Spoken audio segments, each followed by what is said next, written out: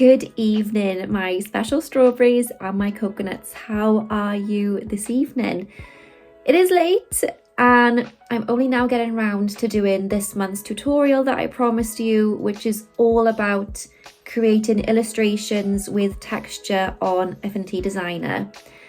And this is something that I used to do quite a lot back in the day when my style was a bit more illustrative and a bit more hand-drawn looking, but it's still a style that I like to revisit every now and then, and it's always really fun to create. So I thought I will share my screen with you, and I thought I would show you how to do these two simple illustrations. I know one looks a lot more complex than the other, but they're both really simple and really fun to use. So first of all, I have made my own textured background. Now, I've done this really simply by taking a picture with my phone of some watercolour paper that I own, but I will give you the file of this background so you can use it on your illustrations as well. But very simple to do, but I think this is a very important step when it comes to creating digital illustrations and making them look hand-drawn.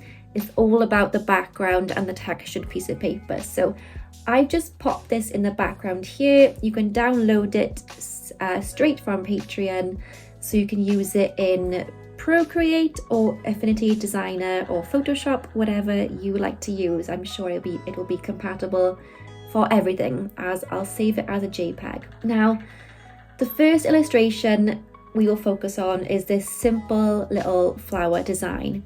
Now, these are all separate parts, believe it or not.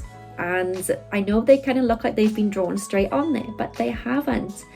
And I'll show you what I did to create this. So we're going to go over here and create a new pixel layer. I'm just going to name this flower pixel layer. We're going to make sure we're in our pixel persona. So on Affinity, you can work in either vector form or pixel form. I tend to work in vector 99% of the time, but today we are working in pixel form. And here you can choose brushes. And then we're going to go over here and you have your watercolors, your pencils. Oh, you can't quite see, but there's other types of textured brushes, pens, pencils, oils, markers, but we're going to use watercolors today. And we're going to use the dense wash and go back to color and just pick your favorite color. And here you will see that is how that brush looks. And quite simply, I'm just going to make a petal shape. I haven't lifted my pen off the screen yet, as it's all one block color, but when you do and you put it back down, it layers it on top, which can be quite nice, I feel, depending on what kind of illustration you want to go for. So for this, I'm just going to do the flat look, whereas if you keep layering and layering, it'll just get darker and darker. And then we have our petal that we are able to move any way we want. Before we proceed, we're going to go over to the layers panel where it says normal. I'm going to change this to multiply, and I think this just makes it look like it's even better. It looks on as if it was drawn directly onto the paper rather than floating above it. It's just a bit more transparent. So I'm going to select that to multiply, and then I'm just going to copy and paste the petal and arrange it into a flower. And I love how when it overlaps, it looks like you've drawn on top of each petal. It's a very simple effect, but I think it works really well. And there we have the flower. Now, oh, didn't want to move that. I'm going to select it all just to show you what it would look like if it was all normal. See, it looks like more like a gouache when it's like this, but if we change it to multiply, it is more of like a marker watercolor layered effect. But you can have a play around with all of the different layer effects, and they all do slightly different things. But I think multiply works the best for this sort of painted effect. So I'm just going to group this and put it over here, out the way. Now, this design is a lot more complex, but don't fret. This design uses something that we call the DAUB blenders. Now they are a download, so I will pop the link below. But if you head over here, you can download these blender brushes for free for Affinity Designer and Photo. And I think they are brilliant for creating watercolor effects. So I've linked these down below. Please go and download them. So pause the video now and download these blender brushes because we will be using them in the next steps. So once you've downloaded and installed your blender brushes, we're going to go ahead and create a new pixel layer. And this will be called our pixel shell. And I'm going to attempt to draw this again. So I'm going to select my watercolor brush. I'm going to go for this one again, I think. And again, choose a color that you like. You can make a purple shell, a blue shell, a more realistic sandy stone natural shell. I'm just going to go ahead now and create the basic shape. And just remember to trust the process at this point.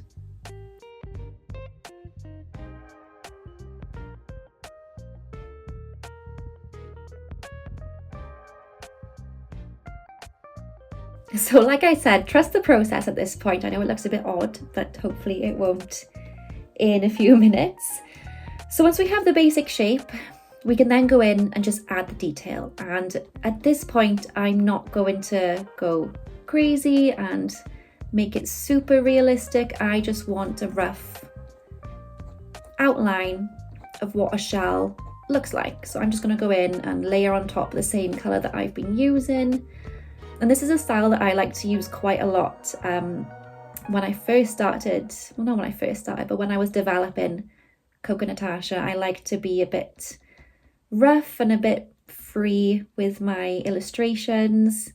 And I didn't like to overthink too much about my design. And I like to see where it was going. And that is sort of the beauty of normal watercolors as well. Like there's no undo button when you use watercolor paints, and that's what I miss sometimes when creating digital art.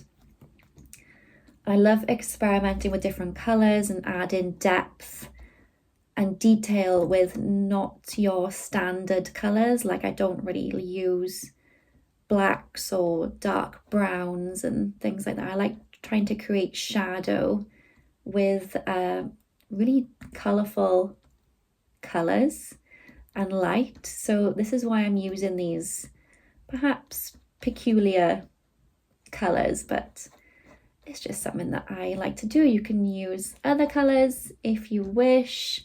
It is totally up to you, but I find it best to be quite free at this stage, and especially for this type of illustration, and especially what we're going to do in a minute with the blender brushes. You don't want to be too perfect for this type of style.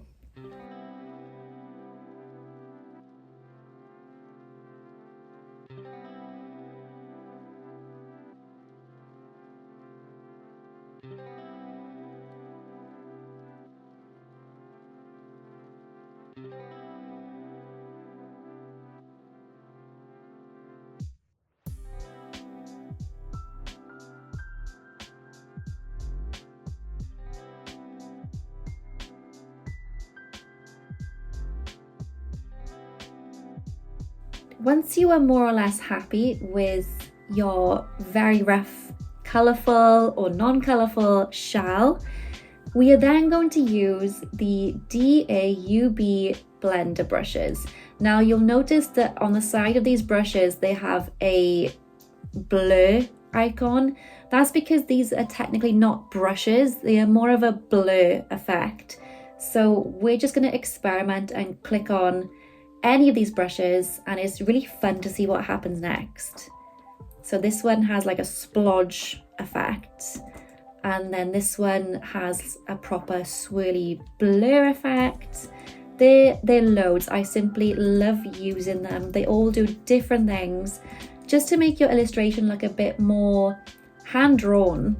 So I'm just going to experiment with the different types. I really love this one, which brings like loads of watercolor bubbles into it, just to look like you've splattered the brush on it. I think it looks really cool. And then this one brings, oh, not that one. This one brings more of a watercolor blur. And yeah, I just think these add an extra edge to the watercolor feel. And once you're happy that you've experimented with everything and you're happy with the way everything looks, you can either leave your layer as it is. I've left that one as normal, or you can change it to multiply to look like it is embedded into the paper. Like that looks like it is on the paper. And that concludes the tutorial. Here we've experimented with the blenders, we've experimented with the watercolor brushes. I will save the textured background below for you to download, and I will pop a link to the blender brushes as well. I believe these can be used on both the desktop and the iPad version. I would love to see what you create with the watercolor brushes and the textured patterns in pixel mode on Affinity Designer. I believe most of these techniques also are the same for Affinity Photo if you're using that instead. But I hope you found this tutorial helpful. I know it was really short, but it is quite simple when you think about it. It's crazy what you can do with a vector program when wanting to create pixel-based illustrations that look quite detailed. You could go so far with this technique. You could make really detailed paintings and nobody would ever know that you did it with a computer, a mouse, or a pen. Nobody would ever know. They look very realistic, and I do love this technique. So I'd love to see what you create. I hope this tutorial was helpful. Thank you so much for watching, and I will see you soon.